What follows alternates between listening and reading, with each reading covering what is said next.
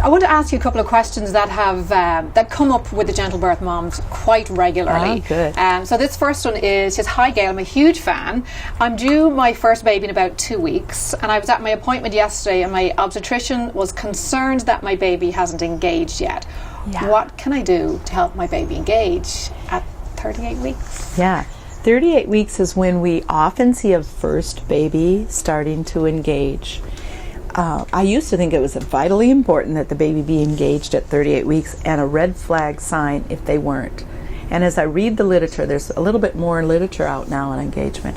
And I see that women can have the baby engage in labor and have a great birth. Well, this is what we know because we have several activities in spinning babies to help baby engage once labor contractions begin.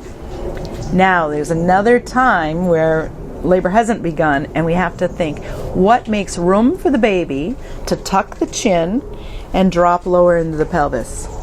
Well, you can imagine if the muscles are tight, we have to loosen them.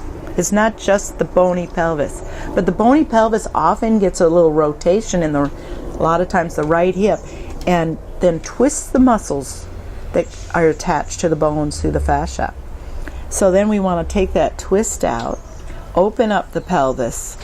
Some ways we open up the pelvis is how we sit. So we sit with the belly like a hammock, knees lower than the hips, as Jean Sutton taught us. Yes, yeah. Right?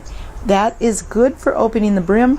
It's also good for these two great muscle pairs that come from the front of the spine, come around the sides of the uterus, over the leg sockets, and attach to the top of the femur. Those Soaz muscles guide the baby into the pelvis, but they get short and they get dry as we don't, not just from not drinking enough water, but from lack of movement. Right. Because movement brings moisture to the muscles. So by keeping our knees lower than our hips when we do need to sit, we're at least making our psoas a little bit longer. It's a little bit longer down to the femur when our knees are low. Right, yeah. Instead of always having our knees up, and that makes it very short and tight and dry on the side that we always crunch up, right? And so baby gets kind of locked in there. Yeah. So we want to open up the front, we want to open up the sides, we want to be able to open the back with some nice pelvic tilts. Not because pelvic tilts change the baby's position, but because it keeps the body supple. So when the uterine contractions come along, they can change the baby's position. Yes. See? Lots of great Walking. tips. Walking Yes. is great for engaging babies. Yeah. Tell me about yoga. A good option for moms? I love yoga. Yeah. And prenatal yoga varies so much from teacher to teacher. I think we have to get away from the core strength and the breaking out in a sweat, and really getting into lengthening the muscles, opening the joints, getting range of motion. So stretching. Some people don't care for yoga; they're concerned spiritually. They can do stretches. Yes. Right? Yeah. It's really important to have added range of motion, and that's the beautiful thing about stretches, yoga, and movement. Yeah. Great. Because we have, for me, I love the yoga simply because it's not just for the physical activity because moms are stressed and overstretched with their own schedules to make that time just to connect with other moms in their community as well for that support, because it's difficult especially if you're new to a community, or when you go on maternity leave, you almost have to create a new network for yourself of support because your friends are back in the office. I think that, Tracy, prenatal yoga is the new childbirth education mode. Yeah. And women getting together, seeing each other, learning what's normal. The new tribe. The new tribe is more important than anything. Where do we have our social support? We know that is key to a healthy pregnancy. Yeah.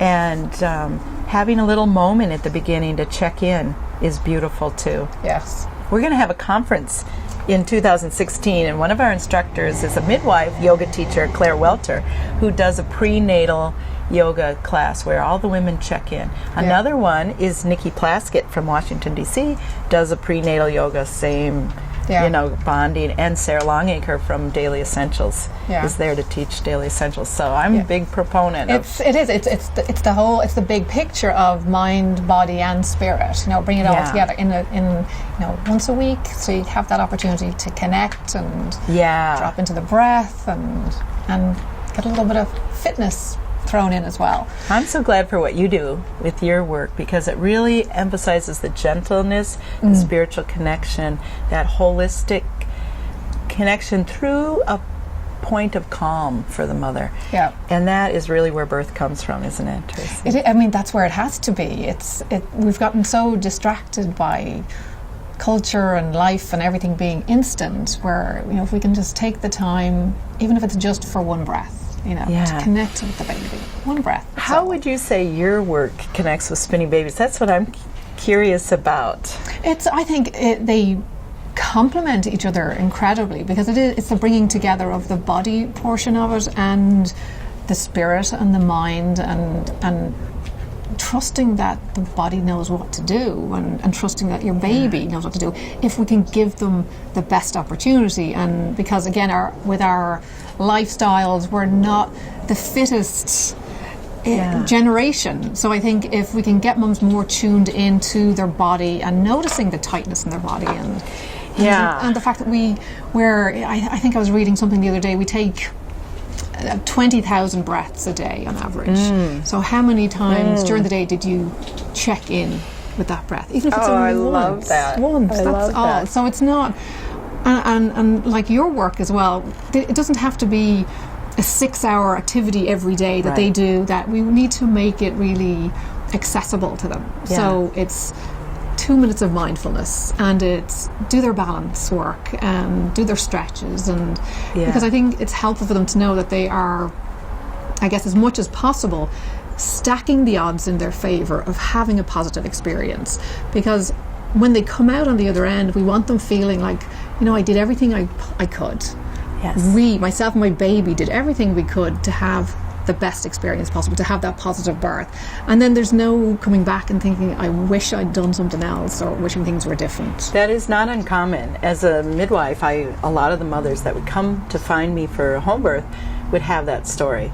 Yeah. I had heard about this, but I didn't realize it was important. Yeah.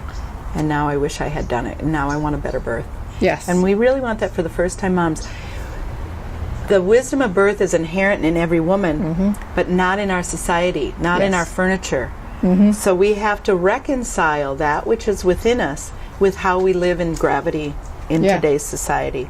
So that's what Spinning Babies brings back, with balance, gravity, and movement. Yeah. And that's what you're addressing. And we're trying to bring in balance mentally and emotionally. Yes. It's because we've, again, this fast-paced society and instant gratification and always being on the go.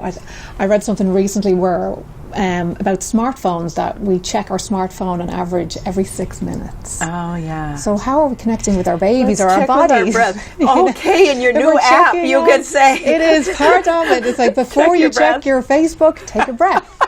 We can build it into the culture and make it so that it is easy for moms to adopt these habits, because it's new habits for this generation. I love that.